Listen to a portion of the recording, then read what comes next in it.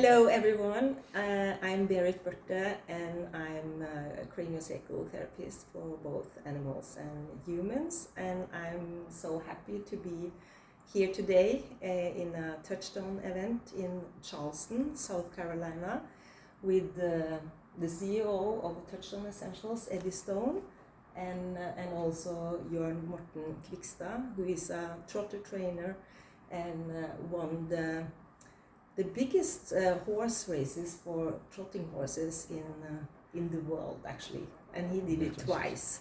So welcome both of you. Thank you. Happy to be here. Yeah. So Jørn Morten, can you tell a little bit about the challenges we have in the horse race community and what you have seen and experienced through all the years you have been in the industry? Yeah, I've been doing the racing thing like all my life on the highest level most of the time, and it's always problems, and we want to take care of our horses as good as possible, and when we see a horse have a problem, we want to most of all prevent it, before it becomes a problem. And a big problem with racehorses is stomach ulcers, because it's like kind of stressful to be a racehorse too, even if they've been taken very good care of. So maybe we have a solution for them, maybe. And we had a talk yesterday. That's why we are having this video taping today, because Eddie Stone, he has been working with plants and nutrition for many years, and mostly on humans. But he has also great knowledge about what also animals needs. Yeah. So, do you want to share? Yeah, I will. So I think one thing people don't think about, and this is true of household pets as well as when we think about large animals, and then particularly you think of something like racehorses, whether they're trotting, whatever type it is, and that is that most of the calories people are consuming, animals are consuming, are from ultra-processed foods.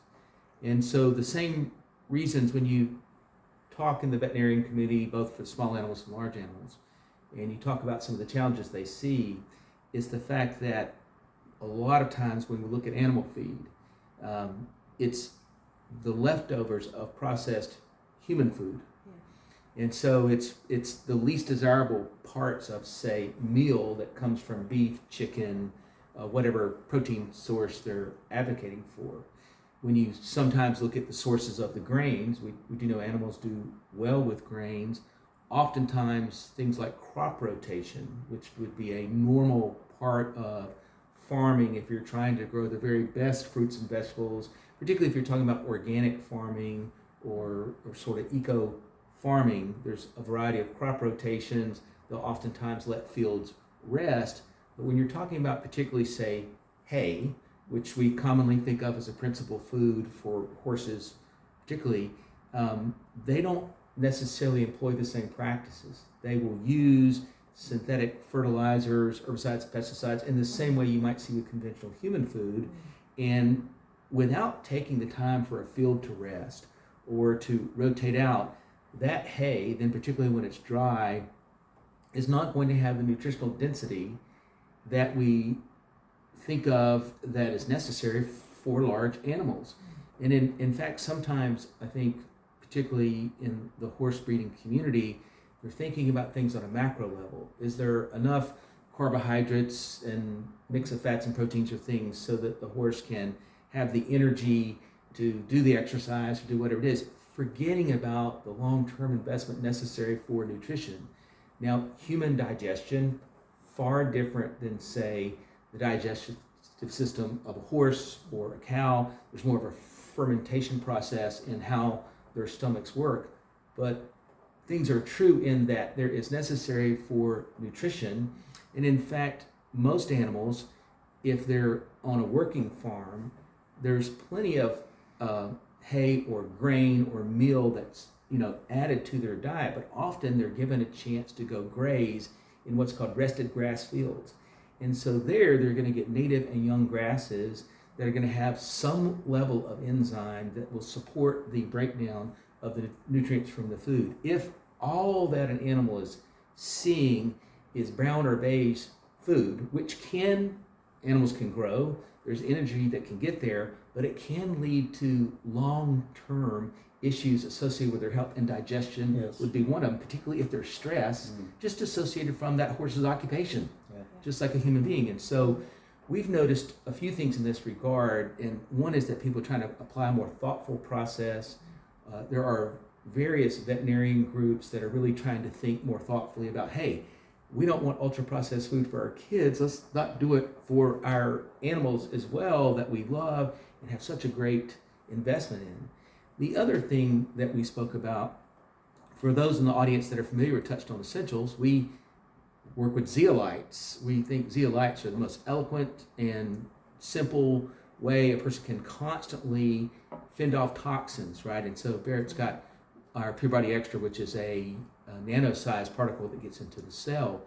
We know a lot about zeolites, and there's a great deal of history with human beings, but in general, there's a lot of history with zeolites, just with all animals. I think as a society, culture, whatever the proper term is, there's probably 1,000+ years at least of history with zeolites, the last couple hundred years, even more so. And if you look at PubMed, which is where we look for a lot of validations associated with human health, well, you'll see a lot of stuff there on animals, and those same studies on zeolites. The challenge is most in the large animal community are just simply relying on zeolites that are mined from the ground and have never been processed. It's hard to find validation on their heavy metal content or how clean they are. That isn't to say that all those products are bad, but the bottom line is the level of validation that you would find, let's say for our products, right, where there's third-party testing before, after these dynamics is missing. And so if one wasn't careful, they could be supplementing powdered-based zeolites to animals that are so dirty and unavailable from a biodynamic standpoint, bioavailability, that they're just passing through the system. You're literally, there's powdered rock, right, that you're giving to the diet. And so I just think people need to be a little more careful when they think about the diet, the sourcing of the grain or the grasses that are available, and even the zeolites, because there's a rule that do no harm, right? Do no harm. And so, and even expensive animals, right? It doesn't matter oftentimes. People just forget the component of nutrition in recovery, the management of the gut, esophagus, right? I can understand the stress an animal's under in competition, not just the physical activity, but the animals aren't immune to the stress of the environment with other competitive horses. And so we've just seen with our interactions in the vet community, the value of thinking about that nutrition in the same way we do with the products that we make for humans. And we do have people that give us good stories and reports about using our Pure Body regular, even our fulvic acid, which is a great source of minerals, with their pets and with large animals. And so I hope if we advocate for it a little bit, we'll get more people to just be thoughtful about these food sources in the same way they discern against ultra-processed food with humans. Let's think about in that context to large animals. Yes. Very good. It's very, very important with the minerals, because we need the minerals to repair all kinds of health issues and connective tissue, right? Just think about, just like an athlete, right? If you're born with the gifts of athleticism, right? And some of us are born to jump higher and run faster, and you guys are from Norway, so you're endurance athletes or world renowned for perhaps being the very best of the best. That's a lot of stress and strain. And I would think, particularly as they get out of their teens and into their early 20s, if not before then, most of those athletes really begin to think about nutrition, because you can rest and do all the cycles necessary for recovery from athletic endeavors, but if you aren't including nutrition, not just macro, right? When we think about macronutrition, carbohydrates, fats, and proteins, which is the macronutrients, we tend to think about mostly, particularly when we're younger. But inside of that, not every source of fat or protein or carbohydrates has the same nutritional profile. And that nutritional profile, the mineral profile, and other dynamics, even the inclusion of enzymes so that the body can break those things down, is really critical. All of that to me is just as applicable for animals. Now, our mechanisms of action and how the stomach's a little different, so you have to make sure that you're taking that into account. But the concepts of not having as much ultra-processed whatever and nutritional density in the source of food, not just energy, thinking about energy with carbohydrates, fats, and proteins, really important. So important. That was very helpful. Yeah, Yes. Thank you. Happy to do it. Very helpful. So yeah, we want to be healthy ourselves, but we also want all the animals to be healthy. So thank you so much, Eddie, for this great advice. And yeah, I hope your four-legged will be as healthy as as we are. So Yeah, thank you that's so right. much for joining us. Thank Yeah, you. thank you. Thank you. Oh, that was good. Well, good. Happy to help.